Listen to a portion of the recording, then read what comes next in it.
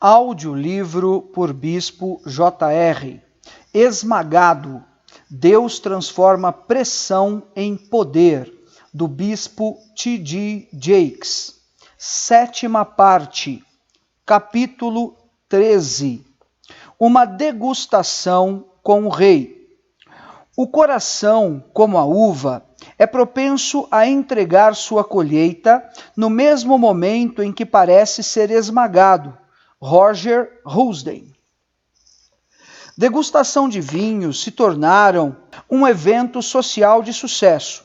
A maioria das degustações limitam o número de convidados para se adaptarem ao cenário e à atmosfera íntima e casual do anfitrião. Alguns locais possuem um ambiente rústico, com a experimentação realizada ao ar livre ou em um terraço ou pátio. Outros exibem uma tendência mais moderna de restaurantes elegantes e minimalistas ou adegas de última geração. A atmosfera e o estilo podem variar, mas a maioria das degustações de vinho segue um padrão similar. Depois da chegada de um certo número de convidados, o anfitrião recebe a todos e começa a degustação. O sommelier, ou o guardião do vinho, libera a experiência do sabor, geralmente explicando a safra e a composição dos vinhos que serão amostrados. Muitos desses especialistas se aprofundam nos processos empregados por viticultores para produzir suas safras e tipos de vinhos. As degustações facilitam a conversa entre convidados, uma verdadeira experiência de grupo, ao mesmo tempo que lhes permitem apreciar goles individuais das ofertas da festividade.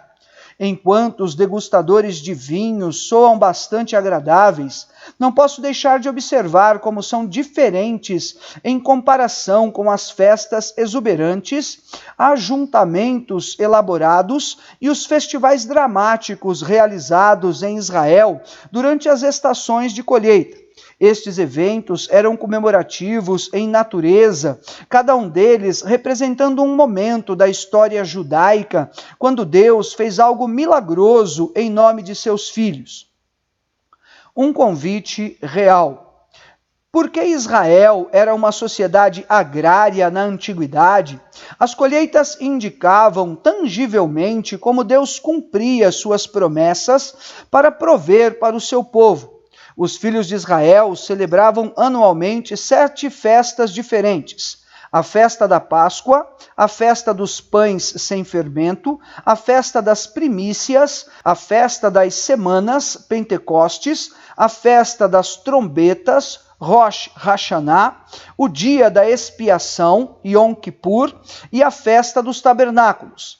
Mesmo que estas 7 festas comemorassem algo que Deus fizera por Israel, acho extremamente difícil acreditar que elas não incluíssem a produção do vinho novo como parte de sua celebração. Suspeito que Israel celebrava o cumprimento das promessas de Deus para com eles, pelo menos 7 vezes ao ano, porque não é preciso muito para romper em adoração espontânea ao Mestre. Em minha própria experiência, tudo o que tenho de fazer é lembrar dos tempos quando eu não tinha eletricidade ou água corrente na casa, das vezes em que eu sabia que era o fim para mim e para minha família. Era quando eu me via em pé com as mãos levantadas, cantando uma nova canção, um louvor espontâneo, ou chorando com lágrimas escorrendo pelo meu rosto. Se você me pegasse no momento certo, provavelmente teria visto todos os 3. Pergunto-me, porém, se Israel estava celebrando o agir de Deus em favor deles, seria possível que Deus estivesse celebrando a vida deles ao mesmo tempo? Isso faz sentido quando você coloca tudo isso no contexto de um pai que celebra as realizações de seus filhos, ou quando dão um presente para um filho e vem o sorriso no seu rosto. A oferta de qualquer presente para alguém só porque você o ama faz com que o receptor caia em risadas, gritos e agradecimentos. O doador recebe alegria em troca porque não está fazendo nada além de expressar seu amor.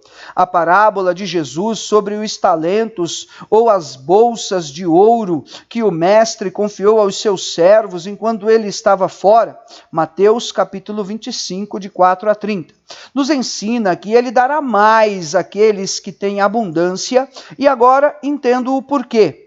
O recebimento, a apreciação e o uso adequado do seu investimento em nossas vidas constrói a confiança de que ele pode confiar mais em nós. Isso não é verdade na sua experiência? Quando você dá algo para uma criança e ela usa bem aquilo, você não fica inspirado a dar a ela em medida cada vez maiores? Se o mestre viticultor estivesse celebrando Israel, enquanto Israel celebrava a ele, então acredito que ele promove a festa mais generosa em resposta à forma como você se tornou aquilo que ele trabalhou para que você se tornasse. Parece haver uma inversão de papéis nesse processo. Em vez de você trabalhar para produzir uma colheita, o agricultor fez todo o trabalho para cultivar você. E depois da sua colheita, ele começou a esmagá-lo e a fermentá-lo para que você se tornasse algo mais. Enquanto você vence o seu esmagamento e fermentação, Deus começa a colocar à mesa, e essa não será uma degustação normal de vinhos, feita em um sábado à noite com um grupo de amigos. O mestre está comemorando você, a conclusão do trabalho que ele realizou e o investimento que ele fez em sua vida. A festa que ele estará organizando em resposta a nos tornarmos vinhos será exuberante e barulhenta, espirituosa e animada. Será uma celebração cheia de imensa alegria, porque a presença de Deus não pode ser preenchida com nada menos do que completa admiração, paz, segurança, propósito, justiça e adoração. O mestre não nos convidou para uma degustação comum, como uma de que podemos desfrutar na casa de um amigo. Ao contrário, ele nos convida para uma festa que deixa todas as outras envergonhadas. De forma nenhuma, esta festa será feita em um ambiente moderno que tenha recebido algumas revisões online de 5 estrelas. O mestre viticultor não poupou nenhum esforço em buscar para sua festa um cenáculo como nunca vimos. O Senhor nos convidou para seu lugar de misericórdia, em um novo lugar santíssimo, conforme vimos no tabernáculo de Salomão. Justo RSVP. RSVP é a sigla da expressão francesa Répondez s'il vous plaît, que em português significa responda por favor.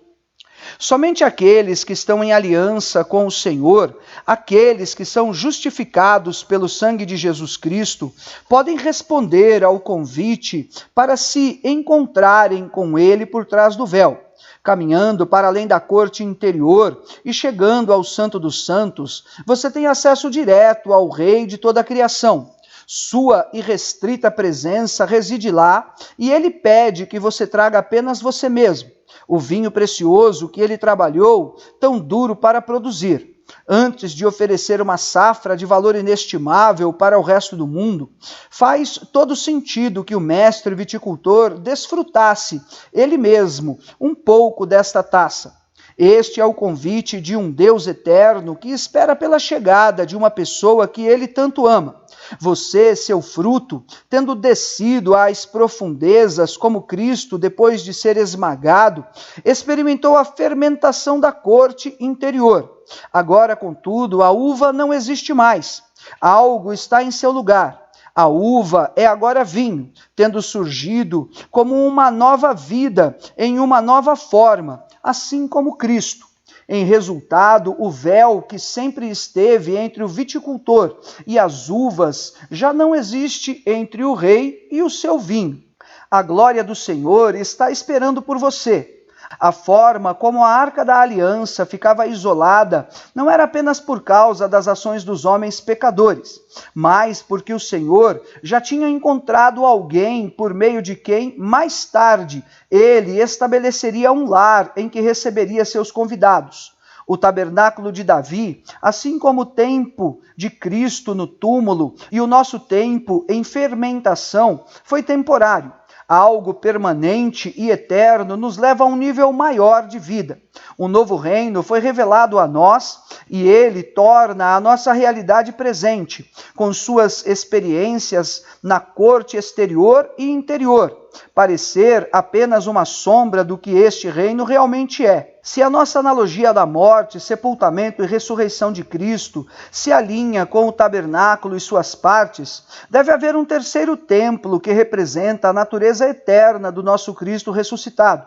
O vinho que ele nos fez ser e a comunhão sem fim que teremos com o mestre viticultor em sua presença. E este terceiro templo existe. Existe apenas um compartimento nas 3 divisões do tabernáculo do Antigo Testamento que se encaixa em nossos requisitos: o Santo dos Santos, o lugar santíssimo. Em nenhum outro lugar, em todas as 3 áreas do templo, podemos encontrar a presença irrestrita de Deus, como a encontramos entronizada entre os querubins no propiciatório, no topo da Arca da Aliança. Acima de tudo, a presença de Deus é tudo o que procuramos. Na presença de Deus, a vida eterna na qual existimos como o vinho dele. Em sua presença, experimentamos da intimidade e comunhão que ele desejou desfrutar conosco desde a queda do homem. Na presença de Deus, entendemos quem e o que verdadeiramente somos através da ressurreição de Cristo. Com efeito, o mestre viticultor levou-nos por um esmagamento no átrio externo, um refinamento no átrio interior e para dentro do Santo dos Santos pela eternidade. Festa na Casa Santa. A beleza de cada gota de vinho que carregamos está contida no que o Senhor Jesus fez por nós no Santíssimo Lugar. Ele foi, a verdade, o primeiro a responder ao convite eterno de Deus. Quando Cristo veio como sumo sacerdote dos benefícios agora presentes, ele adentrou o maior e mais perfeito tabernáculo que não foi feito por homem. Isto é, não pertence a esta criação. Não por meio de sangue de bodes e novilhos, mas pelo seu próprio sangue.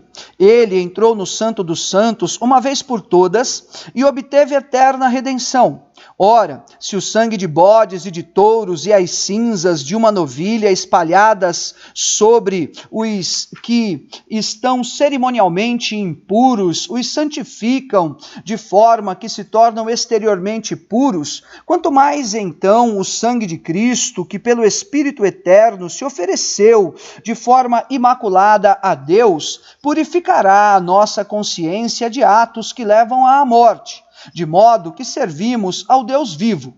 Hebreus capítulo 9, de 11 a 14.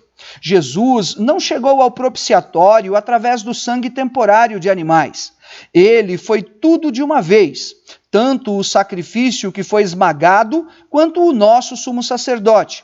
Portanto, o sangue que ele aspergiu sobre o propiciatório do tabernáculo eterno era o seu próprio, e uma prévia do que nos tornaríamos depois que ele nos transformasse. Em essência, Jesus trouxe o seu próprio vinho para a degustação íntima na mesa de Deus. E vendo o que o viticultor faz em nossas vidas, está diretamente ligado ao que aconteceu na ressurreição de Cristo. O viticultor também nos chama para as câmaras secretas da sua presença. É com o Mestre que finalmente vemos algo que não havíamos visto nos compartimentos anteriores do tabernáculo. Vemos que não há mais esmagamento, nenhum refinamento ou processo. Não há mais luta ou conflito. Em vez disso, o processo foi substituído por algo completamente diferente. Ao invés de trabalho, só existe relacionamento e ser quem realmente somos, o vinho do nosso Rei. Quando se trata do que Deus fez em nossas vidas, a transformação pela qual Ele nos levou e para a qual fomos chamados, é importante que removamos de nossas mentes as velhas etapas. Não há nada de errado em lembrar como o Pai o guiou. No entanto, muitas vezes temos uma tendência de nos apegarmos ao passado às custas do nosso futuro. Agora que somos vinho, não podemos nos dar ao luxo de continuar pensando como uvas, permanecendo no pátio exterior e não prosseguindo para as coisas maiores. Como resultado, o vinho é levado ao último compartimento do tabernáculo, o lugar santíssimo. Aqui nós entramos adornados com a alegria do festival da colheita final de Deus. Neste lugar santíssimo, o viticultor nos convida para uma santa ceia privada com ele, para que juntos possamos provar do que ele criou em nós, bem como seus planos para compartilhar isto com o mundo.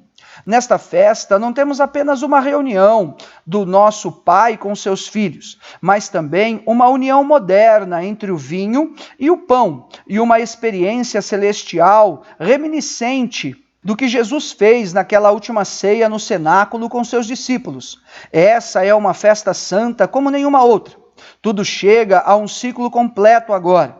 As partes simbólicas e peças sagradas do tabernáculo do Antigo Testamento, a realidade da encarnação na qual Jesus se tornou humano a fim de sofrer por nossos pecados, morrer na cruz e ressurgir novamente, e o esmagamento que você experimentou em sua própria vida para se tornar o precioso e santo vinho digno de um rei. Essa natureza eterna que carregamos dentro de nós nos direciona para o dia em que não precisaremos mais de sustento físico, mas subsistiremos apenas do pão espiritual que Cristo deu aos seus discípulos no cenáculo na forma de pão físico. Contudo, se você lembra, o pão não foi a única coisa que Jesus ofereceu a eles. Junto com o pão, Jesus lhes deu vinho, um símbolo do sangue que foi derramado em nosso nome e colocado no propiciatório.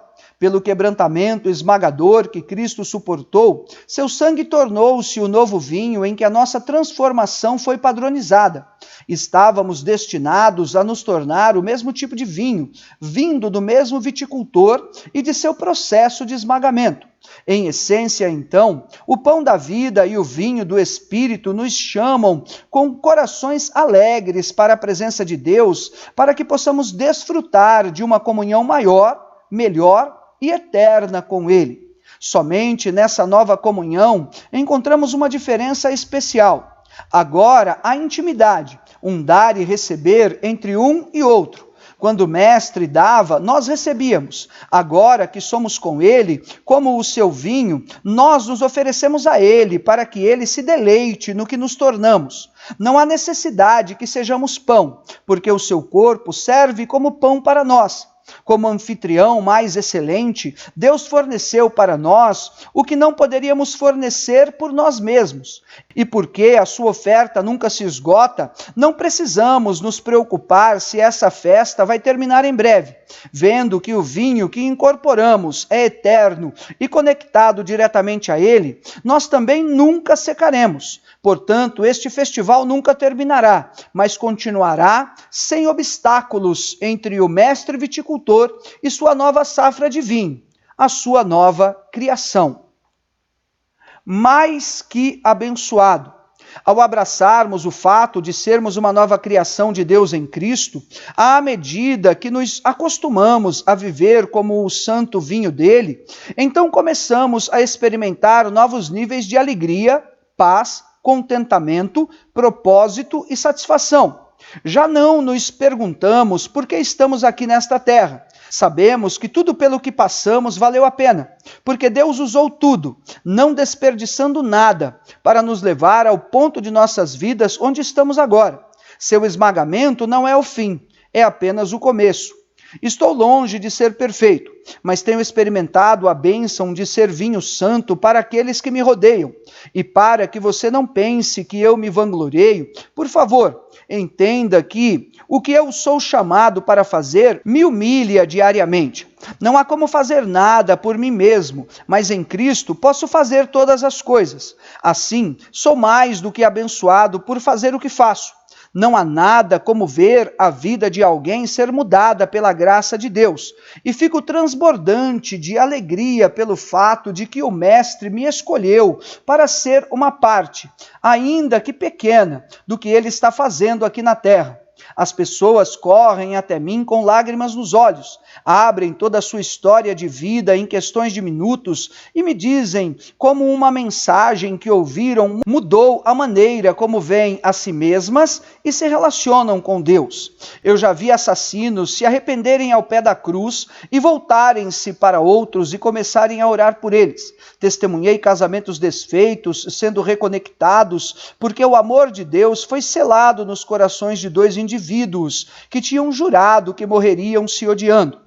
Eu vi como o Espírito Santo transformou dançarinas de boates masculinas em professoras, traficantes em vendedores honestos e as pessoas mais corruptas que você possa imaginar em diáconos da igreja e faróis de honestidade. Com Deus, nada é impossível. Todas estas pessoas que eu testemunhei vieram de diferentes origens, mas o fator comum entre elas é o vinho do sangue santificador que foi derramado naquele dia fatídico no Gólgota. Se antes não tinham esperança de receber sequer uma audiência com o Santo Deus, tudo isso mudou quando eles abraçaram a Cristo como seu Senhor e Salvador. Eles foram de bastardos a herdeiros, de pródigos a apaixonados e da desesperança à felicidade. Eles foram todos santificados pelas ações de outra pessoa, Jesus Cristo, quem fez o trabalho por eles. Afinal, o esmagamento sempre dá origem a algo maravilhoso na vida de outra pessoa. Jesus foi o primeiro e agora seguimos o seu exemplo. De uma só vez, cada um desses cristãos foi transformado aos olhos do Senhor. Indivíduos que enfrentaram situações desesperadoras passaram de acesso negado para acesso concedido em seu relacionamento com Deus. É disso que tudo isso se trata. Jesus levou por nós o que nunca seríamos capazes de lidar por conta própria. Mas o Mestre não se contentou em apenas nos salvar. Não, ele deseja que sejamos como ele é, para que nos tornemos íntimos e tenhamos comunhão com ele. E embora tenha suportado a punição por todas as nossas transgressões e pecados, ele procurou nos levar pelo processo de nos preparar para o encontro face a face que teremos com o Pai. Por isso, o nosso esmagamento. Tendo sobrevivido e prosperado no esmagamento e fermentação, entretanto, podemos agora ouvir as pesadas trancas das eternas portas à sua presença se abrirem. E do outro lado do denso véu está o Deus Todo-Poderoso, que deseja uma audiência conosco, ainda mais do que nós com ele. Pois durante a conversa que teremos com ele, nosso Pai deseja partilhar de um cálice que ele tem na autoridade de seu Filho e dizer: é um ano muito bom. Vinho para o mundo. Não há mais processo, não há mais demora. Você tem acesso direto. Agora que você tem uma avenida desobstruída à presença Shekinah de Deus, ele mesmo insiste que você se sente com ele e dele um cálice do vinho que você mesmo trouxe. Você pode lutar para ver a si mesmo como vinho sagrado de Deus, e isso é compreensível. Mas a verdade da questão é que você não é mais o que e quem costumava ser. Você não é o que você fez. Você não é o que lhe falta. Você não é o que as pessoas o rotularam. E Deus continuará confrontando-o para fazê-lo entender quem você é. Você não é uva, você nem mesmo é a casca esmagada e a carne que ficou após ter sido pisada. Você é algo muito melhor, você é vinho. Quando Deus o vê, ele o vê como perfeito. Quando os olhos de Deus repousam sobre você, ele não vê quem ou o que você costumava ser. Em vez disso, ele o vê totalmente desenvolvido em Cristo. Ele o vê justo. Na Bíblia está escrito que somos a justiça de Deus em Cristo, 2 Coríntios 5, 21. E que neste mundo somos como ele, 1 João 4, 17. A palavra de Deus diz a verdade sobre quem você é. Então, acredite. Percebo que pode ser um desafio aceitar a verdade sobre quem você é. Se a Bíblia tem dito às pessoas a verdade sobre quem elas são por milhares de anos, você pensaria que elas teriam entendido a mensagem a essa altura? Essa seria a conclusão lógica, mas você ficaria completamente surpreendido pelo quão difícil é levar a pessoa a simplesmente viver conforme aquilo em que acreditam. Pense nisso. As ramificações de viver pela fé que professamos são imensas. Vícios e perversões desapareceriam num piscar de olhos. Algumas pessoas perderiam mais de 15 quilos e veriam vários tipos de doenças completamente expulsas de seus corpos. Você não pode deixar de perceber essa verdade. Andar na medida plena da sua fé não significa que você não encontrará problemas e contratempos, mas significa que eventualmente você os superará. Viver na vida, no que Cristo fez para você e em você, muda toda a sua existência, porque Jesus já transformou toda a sua existência. Você entende que Jesus já fez tudo por você? Você deve aceitar esta verdade porque Deus está mais do que satisfeito com o vinho que Ele produziu em sua vida. Ele está exultante com aquilo em que você se tornou, mantendo um tanto para si mesmo como um troféu orgulhosamente exibido em sua adega pessoal. Todavia, ele tem um plano para o resto da sua safra engarrafada, que implica que você seja oferecido ao mundo como um sinal daquilo que ele quer fazer com outras uvas. O viticultor quer que outros provem da obra-prima que ele produziu em sua nova criação. Você tem o poder dele dentro de você. Você tem acesso total a todas as riquezas em Cristo. Ele quer que você ofereça esperança àqueles que estão sendo esmagados e lutando para entender isso. Ele quer trabalhar por meio de você para consolar o desolado, curar os enfermos, fortalecer os fracos e revelar a luz de seu amor em um mundo sombrio. Você é o troféu de Deus e Ele quer exibi-lo. Capítulo 14. O organizador de casamentos. Esta vida não é piedade, mas crescimento em piedade. Não é saúde, mas cura. Não é ser, mas se tornar. Não é descanso, mas exercício. Não somos agora o que certamente seremos, mas estamos no caminho. Martinho Lutero. Você não acreditaria na minha caixa de correio nos meses que antecedem junho de cada ano. Sou inundado de convites de casamento. Fico honrado por tantas pessoas me convidarem para a celebração de sua união conjugal, mas sou apenas um homem. E com aproximadamente 2,5 milhões de casamentos acontecendo em média todos os anos em nosso país, simplesmente não consigo atender a todos eles. Recentemente, no entanto, enquanto caminhava de volta, depois de coletar minhas cartas da caixa de correio e reter todos aqueles convites decorados em linho, parei no meio do caminho, porque alguém me enviara um convite para o casamento deles. Razões óbvias me vieram à mente. Entendo que alguém quer que eu testemunhe seus votos de casamento. Em outros casos, convidam-me para oficializar a união. Entendo, mas minha primeira pergunta naquele dia estava centrada em torno das razões por trás de um convite. As razões que raramente consideramos porque parecem ser tão inerentemente óbvias. Acima de tudo, o propósito de qualquer convite é pedir a alguém para ir a um evento que você está planejando. O fato de que alguém esteja planejando um evento naturalmente implica que há preparação.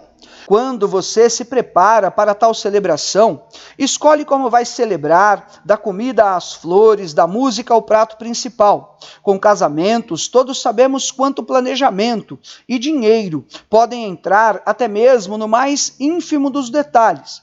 Você tem que decidir se quer um casamento simples, talvez apenas com bolo e refrigerante, ou mais elaborado, possivelmente com uma recepção e buffet casual, ou se quer uma janta mesa formal e com diversos pratos. Você não só tem de se decidir se o que servirá para comer, você não só tem que decidir o que servirá para comer, mas quais bebidas acompanharão sua comida.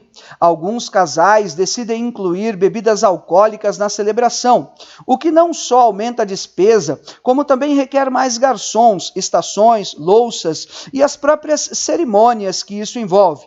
Naquele dia, quando me sentei no meu escritório e comecei a ler os vários convites nupciais que chegaram, minha mente começou a vagar sobre como as implicações de tudo isso se aplicavam ao casamento em Caná, ocasião do primeiro milagre público de Jesus. Convite para um casamento. Devo confessar que sempre fiquei intrigado, por vezes até incomodado, sobre a razão pela qual a primeira demonstração do poder grandioso e instantâneo do Senhor aconteceu em um evento social em que pouquíssimas pessoas souberam o que ele fez. E o fato de transformar galões de água no mais delicioso e saboroso vinho é sim impressionante, mas é digno de sua atenção, quanto mais de seu poder. Simplesmente não faz sentido. Perdoe-me, mas às vezes ainda acho que ele poderia ter escolhido um lugar melhor e ter feito algo muito mais espetacular do que apenas transformar a água em vinho. Existiram muitos outros milagres que ele realizou e que eu, em minha humanidade, teria escolhido fazer antes do que algo que pôde parecer meramente um truque de festa. Pense nisso. Estamos falando do Deus Todo-Poderoso encarnado. Este é o mesmo Deus que criou a matéria com a sua palavra. Ele colocou as estrelas no céu, criou todo o nosso planeta com todas as suas diferentes formas de vida. Ele abriu o Mar Vermelho e enviou praga após praga sobre o Egito para libertar seus filhos. Mais tarde, enquanto ele andava pelo planeta, alimentou 5.000 pessoas. E mais ainda, ressuscitou Lázaro dos mortos, tocou o esquife de uma criança morta para transformar um funeral em uma festa, curou uma mulher que sangrava por anos e levantou-se dos mortos. Este foi o mesmo Jesus que andou sobre as águas e acalmou uma tempestade com apenas algumas palavras: o pecado, o inferno e a morte. O mesmo Jesus que foi transfigurado na frente de Pedro, Tiago e João, e teve Moisés e Elias ao lado dele enquanto conversavam, e Deus o confirmava. Este foi o mesmo Jesus que curou o homem com uma mão atrofiada, o mesmo Jesus que curou o paralítico no tanque de Betesda. Este foi o mesmo Jesus que cuspiu no chão e usou a lama para curar um homem cego. Se houvesse algo que eu teria feito como meu primeiro milagre público, teria sido algo de natureza irrevogavelmente sobrenatural, algo que teria feito as pessoas acreditarem que eu era o Messias. Jesus poderia ter feito qualquer coisa que quisesse, mas, como vemos nesta passagem, ele escolheu transformar a água em vinho. No terceiro dia, houve um casamento em Caná da Galileia. A mãe de Jesus estava ali. Jesus e seus discípulos também haviam sido convidados para o casamento. Tendo acabado o vinho, a mãe de Jesus lhe disse: "Eles não têm mais vinho." Respondeu Jesus: "Que temos nós em comum, mulher? A minha hora ainda não chegou." Sua mãe disse aos serviçais: "Façam tudo o que ele lhes mandar." Ali perto havia 6 potes de pedra, do tipo usado pelos judeus para as purificações cerimoniais. Em cada um pote cabia entre 80 a 120 litros. Disse Jesus aos serviçais: "Encham os potes com água." E os encheram até a borda. Então lhes disse: "Agora levem um pouco do vinho ao encarregado da festa." Eles assim o fizeram, e o encarregado da festa provou a água que fora transformada em vinho, sem saber de onde esta viera, embora o soubessem os serviçais que haviam tirado a água. Então chamou o noivo e disse: "Todos servem primeiro o melhor vinho, e depois que os convidados já beberam bastante, o vinho inferior é servido. Mas você guardou o melhor até agora." Evangelho de João, capítulo 2, versículos de 1 a 10. problemas invisíveis. Quando se trata de entender o que estava acontecendo no casamento em Caná, e talvez porque Jesus escolheu realizar o milagre de que nos lembramos como sendo o primeiro deles, precisamos saber da importância de um casamento naquela época. Hoje, no Ocidente, os casamentos são baseados, em sua maioria, nos sentimentos que as pessoas têm umas pelas outras. Um casal namora por um tempo, se apaixona e decide passar o resto de suas vidas juntos. Então, passam a planejar o casamento. Nas antigas culturas orientais, no entanto, os casamentos eram arranjados e baseados em algo mais do que apenas o amor entre duas pessoas. Casamentos uniam casas de famílias e, no caso da nobreza ou dos ricos, traziam mais poder e aliados. Portanto, um casamento na antiguidade judaica carregava consigo ramificações profundas. Uma grande festa de casamento na época, assim como é hoje, era diretamente proporcional ao nível de planejamento e recursos usados para realizá-lo.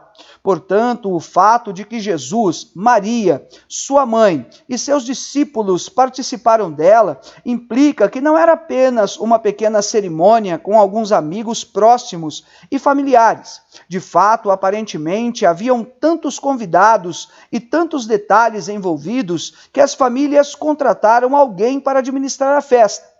A Bíblia não nos fala sobre a noiva e o noivo, mas podemos inferir que suas famílias tinham riqueza, algum nível de poder e uma notoriedade suficiente que faria com que Jesus quisesse participar da festa.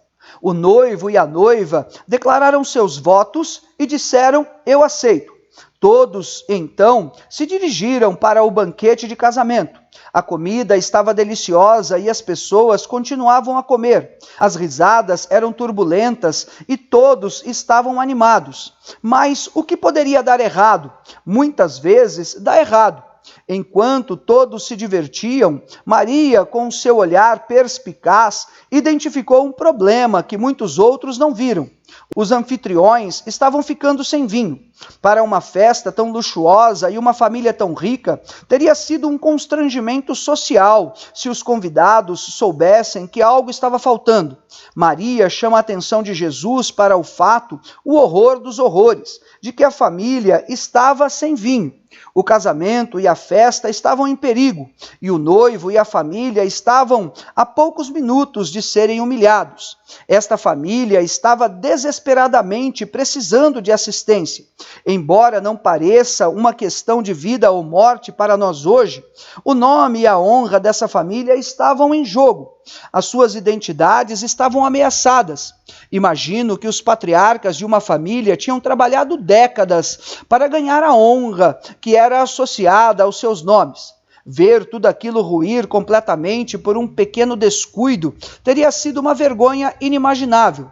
Ainda pior, de acordo com as Escrituras, as únicas pessoas conscientes do problema eram Maria, Jesus e os servos da festa do casamento. Ver que ninguém na família do casamento estava ciente do problema é saber que tampouco estavam cientes da presença da solução. Não posso deixar passar a oportunidade de direcionar sua atenção para os problemas que você nem sabia que tinha e as muitas formas pelas quais Deus o abençoou sem que você ao menos soubesse. Se Deus lhe contasse tudo o que fez por você, de tudo que ele impediu que o ferisse e de tudo que ele impediu você de enfrentar, você correria para o altar da igreja mais próxima e começaria a se arrepender de todas as suas dúvidas, medos, descrenças, desconfianças e ansiedades. Quando olho para a minha vida e considero o que poderia ter acontecido, como eu poderia ter me machucado, como poderia ter perdido minha vida e onde eu poderia estar agora, sou levado às lágrimas. Há momentos em que você tem que se afastar e adorar o Mestre por tê-lo salvado do que poderia ter acontecido e de quem e do que você poderia ter sido. Você não pode ignorar esse ponto. Em uma festa que poderia ser de centenas de pessoas, poucos indivíduos sabiam sobre a falta do vinho. Tão poucos que até mesmo o supervisor da festa e a família estavam em completa ignorância. Foi assim mesmo depois que Jesus realizou o milagre. A obra do viticultor em nossas vidas aborda questões que nem mesmo sabíamos que tínhamos e, felizmente, ele aborda alguns dos nossos problemas em segredo. Talvez você continuasse a ser uma das pessoas mais rabugentas do planeta, mas percebe que ele tem suavizado o seu coração. Ou talvez você já tenha sido governado pelo medo, mas hoje não pode ao certo dizer como e quando o Senhor removeu isto do seu coração. Um dia estava lá, no próximo foi embora. Você pode ter lutado por anos contra a autocondenação, mas o Mestre entrou em cena e imputou a você uma justiça que você sabe que não é sua e você tem vivido de forma tão livre como nunca antes em sua vida. Graças a Deus por cuidar de nossos problemas invisíveis. Esse milagre no casamento teve que ser feito em segredo para evitar que a desonra atingisse o noivo e sua família.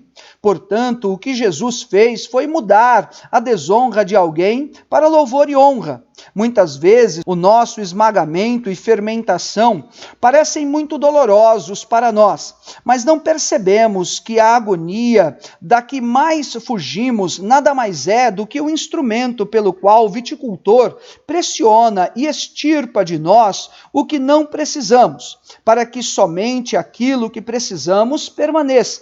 Em essência, fugimos de algo temporário às custas do eterno, porque estamos focados na feiura do nosso hoje, ao invés da beleza do que Deus prometeu para amanhã. Pois os nossos sofrimentos leves e momentâneos estão produzindo para nós uma glória eterna, que pesa mais do que todos eles. Assim, fixamos os olhos não naquilo que se vê, mas no que não se vê. Pois o que se vê é transitório, mas o que não se vê é eterno. 2 Coríntios, capítulo 4, 17 e 18. Vinho não é lamentação. Amo a forma como Maria entrou em ação quando descobriu que a família estava sem vinho. Como qualquer boa mãe, qualquer convidado gracioso, ela imediatamente volta a sua atenção para a maneira mais conveniente de resolver o problema e evitar o desastre. Ela vai ao seu filho e transmite-lhe a situação, como se ele, o Deus Todo-Poderoso encarnado, já não estivesse ciente. E a princípio você pode pensar que a resposta de Jesus, esta não é a minha hora, foi desrespeitosa. Soa como aquele "agora não, mamãe", que todos nós já ouvimos de filhos. Não importa a sua idade, ao responder a um pedido urgente de um dos pais, considerando o fato de que Maria estava plenamente consciente de quem Jesus era e de que ela possuía pelo menos um frágil entendimento de suas capacidades, podemos celebrar o fato de como o Mestre está intimamente consciente de cada enigma que veríamos a enfrentar. Então, por que Maria pensaria que sua intervenção era necessária? Se ela realmente soubesse que Jesus já estava ciente de tudo? Considere o fato de que Maria se levantou de sua cadeira, aventurou-se até os servos da festa e os instruiu veementemente com as palavras: "Tudo o que ele lhes disser para fazer, façam." Isso nos alerta para o fato de que Jesus deve ter realizado outros feitos sobrenaturais, tendo Maria como testemunha, colocando-a assim em posição de ter plena confiança na identidade e no poder de Jesus como Deus. Mas algo bastante humano nos salta dessa observação. Maria se sente obrigada a fazer alguma coisa, ir a Jesus e fazê-lo resolver o problema. Se não havia vinho, então alguém tinha que reclamar. Você já percebeu como temos a tendência de apressar o Senhor quando descobrimos um problema em nossas vidas? Nós pensamos a partir de nossa compreensão limitada do dilema, que devemos dizer a Deus o que está acontecendo. Presumimos de forma arrogante que Ele ou não está envolvido com a situação e não forneceu uma resposta, ou que Ele não permitiu que o problema se manifestasse, mas que a vida de alguma forma conseguiu se esquivar dele.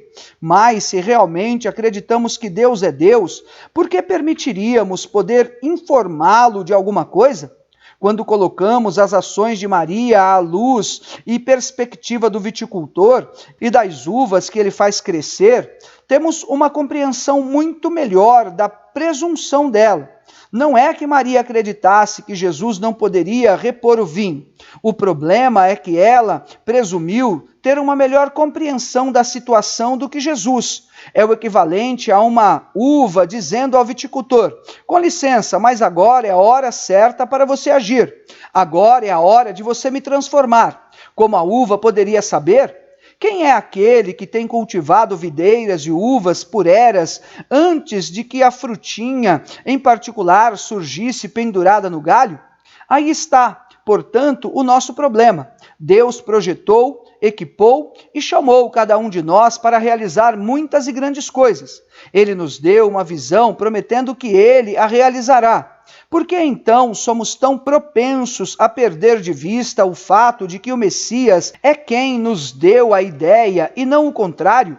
Provavelmente, mais do que qualquer outra coisa, a única mensagem que tenho para dizer às pessoas que eu mentoreio e aconselho repetidas vezes é que o tempo de Deus é implacável, seu relógio é perfeito.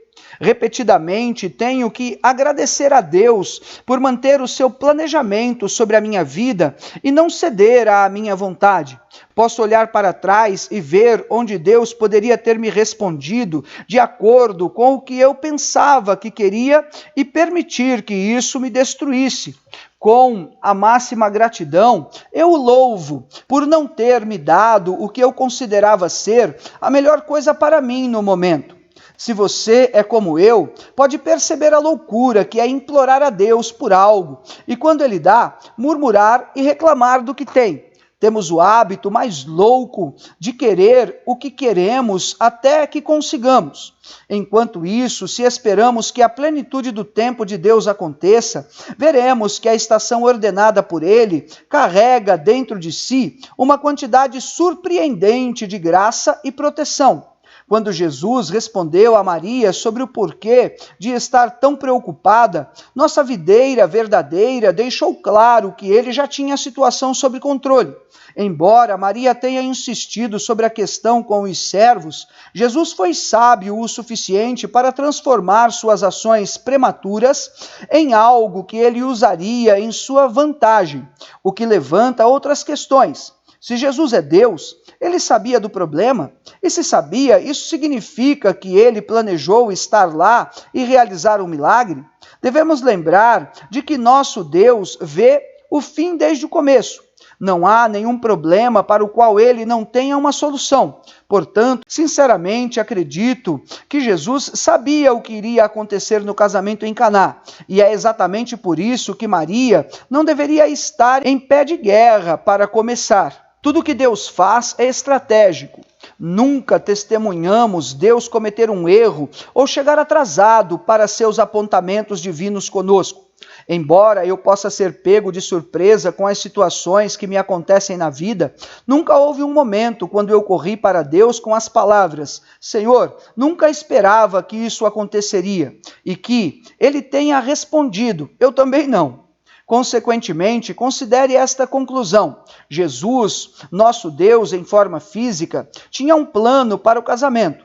Lembre-se, nosso Mestre usará qualquer coisa para nos apontar de volta para a nossa necessidade dele, até nossos erros e coisas que não esperávamos. Se Jesus pôde planejar e usar a falta de vinho em uma festa de casamento para a sua glória, enquanto evitava o constrangimento e vergonha públicos da família, não posso deixar de acreditar que ele usará o menor dos detalhes da minha vida para impulsionar a mim e o seu plano no reino. Imediatamente extraordinário. Ao longo de todo este livro, estamos discutindo como o Senhor nos desenvolve e nos transforma. Ao passar por estas páginas, você repetidamente leu a palavra processo. Esta palavra, por si só, denota a passagem do tempo.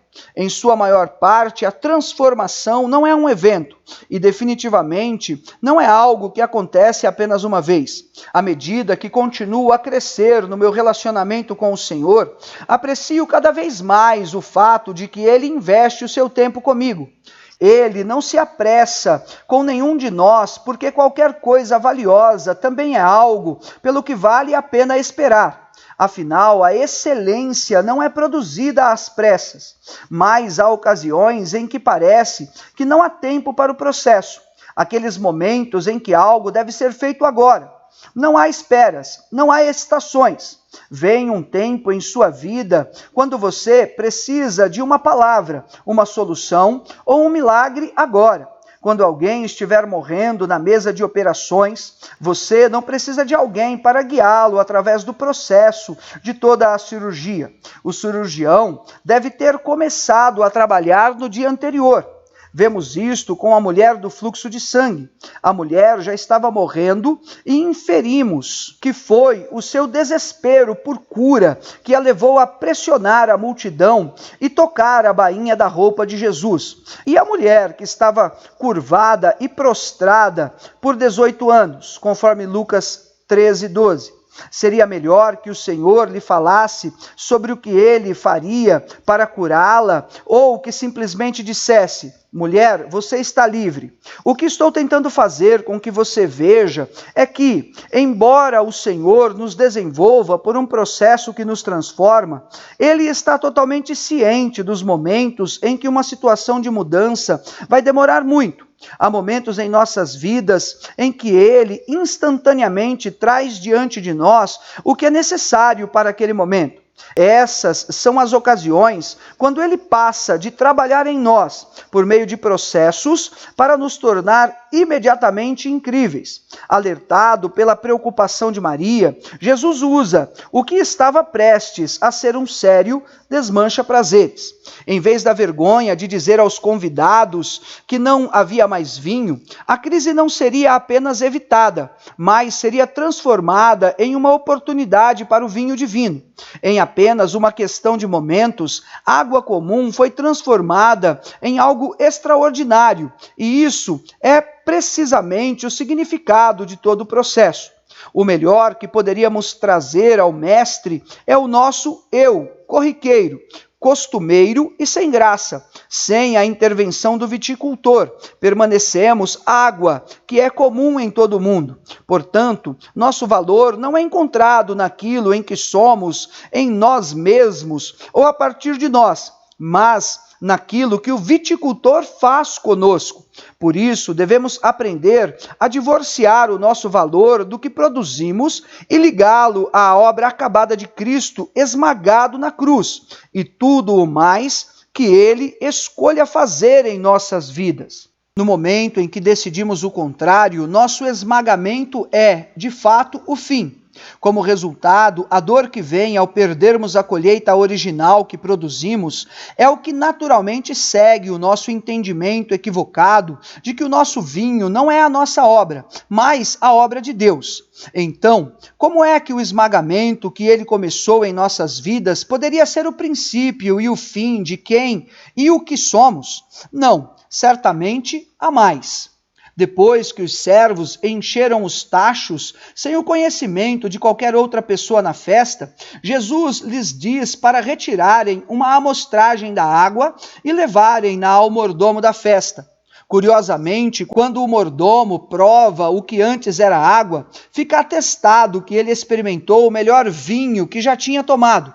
Observe também que ninguém, nem mesmo os servos, souberam quando a água foi transformada em vinho. Tudo o que eles sabiam era que, bem diante de seus olhos e sem o conhecimento deles, o produto final foi apresentado. Da mesma forma como o Senhor trabalha nas nossas questões em segredo, o Senhor transformou a água em vinho em segredo, apressando o processo para que a honra da família fosse salva. De igual modo, alguns de nós podem identificar momentos em nossas vidas quando o Mestre ou lidou com o processo completamente ou o acelerou para nos salvar do que estava prestes a nos acontecer. Eu não sei sobre você, mas é aqui que eu vou tirar um momento para louvar aquele que é sensível aos tempos e estações da minha vida, e ao mesmo tempo completamente consciente de quando é necessário fazer-me extraordinário instantaneamente. O melhor para o final. Durante o processo de esmagamento, fermentação e transformação no vinho de Deus, muitas vezes perdemos de vista o que o nosso mestre está fazendo e nos consumimos com impaciência. Quando, Senhor, perguntamos, quando vou ver o que você está fazendo? Quando minha dor vai parar? Quando minha vida vai mudar? Quando minha perda diminuirá? Quando vou sentir sua alegria e paz? Quando, Senhor? Quando? Talvez você esteja fazendo esta pergunta agora. Você sentiu que o viticultor tem feito um trabalho poderoso em sua vida e que ele preparou você para a distribuição ou que está pronto para despejá-lo para que o mundo o prove. No entanto, parece haver um atraso e você está questionando Deus sobre quando ele fará o que disse que faria. Você vê os outros experimentando e caminhando em sua promessa, enquanto você se pergunta quando o seu dia vai chegar.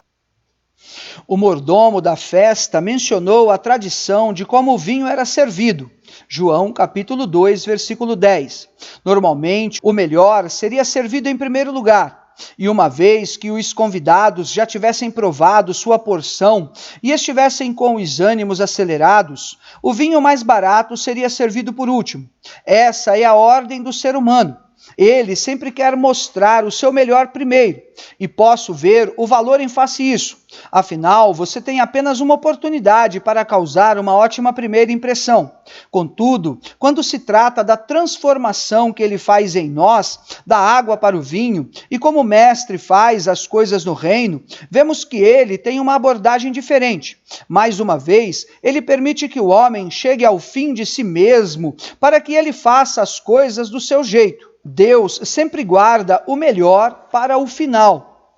Você percebe que o que levou para algumas pessoas 15 ou 20 anos para realizar, Deus pode fazer por você em menos de um dia? Então, quando se trata da questão do quando, que queima no seu coração, lembre-se de que o mesmo viticultor e cultivou você em seus estágios de uva é o mesmo que esmagou, fermentou e engarrafou você em suas fases de vinho. Deus está plenamente ciente de seus tempos e estações. Você não precisa preocupar-se com qualquer coisa, exceto manter os olhos no mestre que já chamou os servos que apresentarão o que você tem para o mordomo da festa. A festa já está em curso, os convidados estão presentes, o vinho temporário e menos desejável do homem está se esgotando. Seu tempo está quase chegando. Continue paciente. Sua água está prestes a ser tirada, para então ser amostrada e servida. Ser esmagado nunca é o fim. O melhor está por vir. Capítulo 15. Vinho novo. Amados, agora somos filhos de Deus e ainda não se manifestou o que havemos de ser, mas sabemos que, quando Ele se manifestar, seremos semelhantes a Ele, pois o veremos como Ele é. Evangelho de João, capítulo 3, versículo 2. Ao concluirmos nosso tempo juntos, oro para que você tenha sido levado a crer, como eu fui, que o nosso esmagamento não é o fim. Nossas perdas só levam ao esclarecimento. A morte não é o fim. Como uma semente que morre no chão, nosso esmagamento brota em algo mais bonito e produtivo. Ligando esse conceito ao fato de que o nosso Deus trabalha em ciclos sazonais, ficamos com o resultado de que nunca fomos destinados a existir somente em uma forma. Eu até diria que nós não fomos criados para morrer, mas para crescer continuamente em um estágio cada vez melhor. Até as células de nosso corpo testificam a verdade desse ponto, pois nossos corpos são programados para reparar a si mesmos. Se nos cortamos, instantaneamente glóbulos vermelhos trabalham para coagular a lesão e iniciar a restauração à pele e combater a infecção. Somos destinados a viver. Esta vinha em que o agricultor nos plantou não é algo que ele criou para ter um hobby ou preencher o tempo. Tudo o que o mestre faz é para um propósito específico. Somos nós quem não reconhecemos isto. E se você é como eu, notou o fato de que Deus é unicamente persistente em seu desejo de completar esse processo dentro de nós. Seu amor o leva a nos buscar na esperança de que nos abriremos para o seu plano, seu caminho e seu processo de transformação em nossas vidas. Ele nunca desiste de nós e nunca nos abandonará. Mesmo quando decidirmos nos desviar e gerenciar as nossas coisas do nosso jeito, Ele simplesmente nos permite chegar ao fim de nós mesmos. Vemos isso quando Jeremias é enviado para a casa do oleiro para vê-lo trabalhar com o barro no torno. O oleiro molda o barro como bem quer, moldando-o para qualquer finalidade que desejar. Algo dá errado, no entanto. Por alguma razão, o barro se torna deformado. O problema não foi com o oleiro, mas com o barro, pois os métodos do nosso oleiro são perfeitos. Observe então o que o oleiro faz. Ele não joga fora o barro. Não, o oleiro simplesmente recomeça, retrabalhando e moldando o barro na forma como ele deseja. Da mesma forma, o Mestre deseja fazer o mesmo conosco, e o vemos fazendo esta mesma afirmação com o vinho. Tudo o que precisamos como prova disso é a sua palavra, e ela vem com uma verdade inegável. Cantarei para o meu amigo o meu cântico a respeito da sua vinha. Meu amigo tinha uma vinha na encosta de uma fértil colina. Ele cavou a terra, tirou as pedras e plantou as melhores videiras. Construiu uma torre de sentinela e também fez um tanque de prensar uvas. Ele esperava que desse uvas boas, mas só deu uvas azedas. Isaías capítulo 5, 1 e 2. Isaías pinta um excelente retrato do que o Mestre procurou fazer com a humanidade, desde o início no Jardim do Éden. No entanto, como o barro, algo saiu errado. Deus não criou uma raça de robôs, mas de indivíduos capazes de pensar por si mesmos. Ele escolheu nos criar desta forma, na esperança de que escolheríamos amá-lo como ele escolheu nos amar. Afinal, um relacionamento frutífero é aquele em que os seus constituintes optam por particular. Se alguém forçou sua vontade no outro, não é mais um relacionamento, mas um abuso. Ao ler o resto da alegoria do viticultor e sua vinha no 5º capítulo de Isaías, vemos o julgamento sendo pronunciado sobre aqueles que ele plantou nos melhores lugares. Mas não devemos parar por aí. Se considerarmos o resto do livro de Isaías, vemos Deus revelando o plano que ele tinha para redimir não apenas Israel, mas toda a humanidade. Esse plano não era apenas para sermos salvos da punição dos nossos pecados.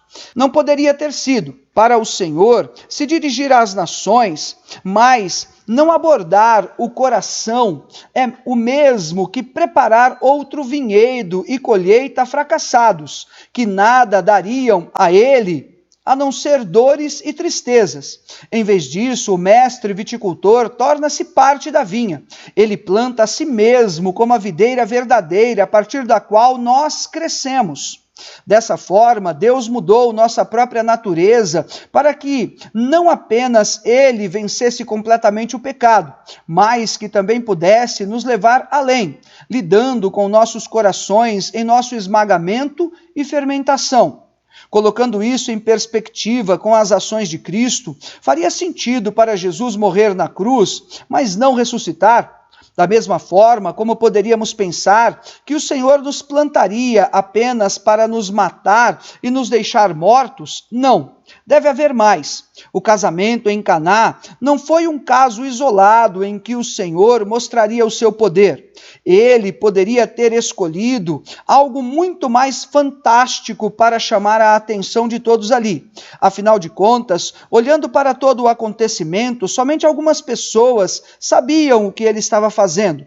O casamento em Caná foi um símbolo do processo de produção do vinho pelo qual o Senhor nos levaria, porque ele não estava satisfeito em meramente nos salvar.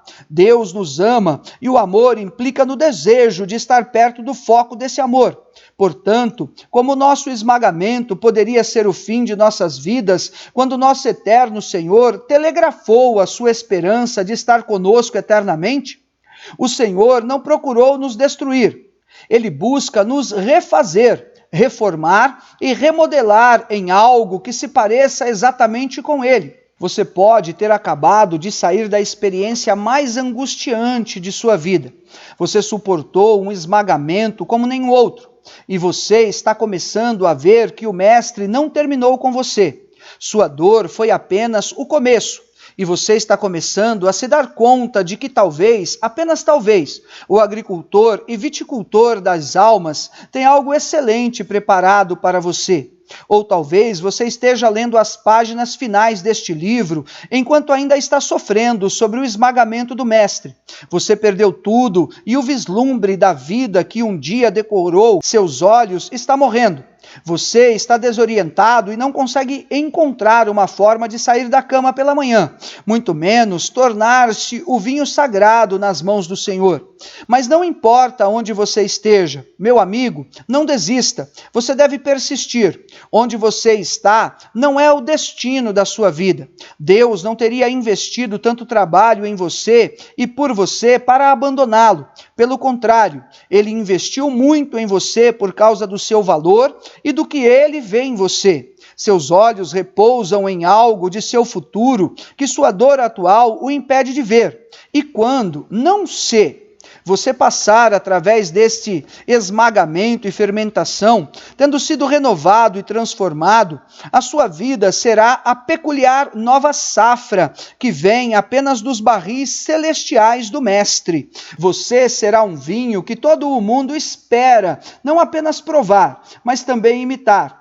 Você pode ver isso agora. Você é um sinal que aponta para outros, o Deus que o transformou. Sua dor, sofrimento, metamorfose e transformação é um momento temporário que produzirá um vinho especial pelo qual todos irão clamar. E no instante em que os outros beberem da taça que você oferecer, seu aroma apontará diretamente para o viticultor com quem você compartilha e de uma conexão matrimonial sobrenatural, fazendo com que eles perguntem não apenas o que eles devem fazer para serem salvos, mas também sobre o processo que você sofreu para se tornar o mais seleto dos vinhos que o mundo já provou. Nunca permita que as palavras mentirosas do inimigo criem raízes e envenenem o vinho que Deus quer produzir em sua vida. Naqueles momentos, quando tudo desmorona, quando você não sabe como continuar, ou mesmo se vai continuar, por favor, lembre-se desta mensagem do meu coração. Ser esmagado não é o fim, é apenas o começo. Fim.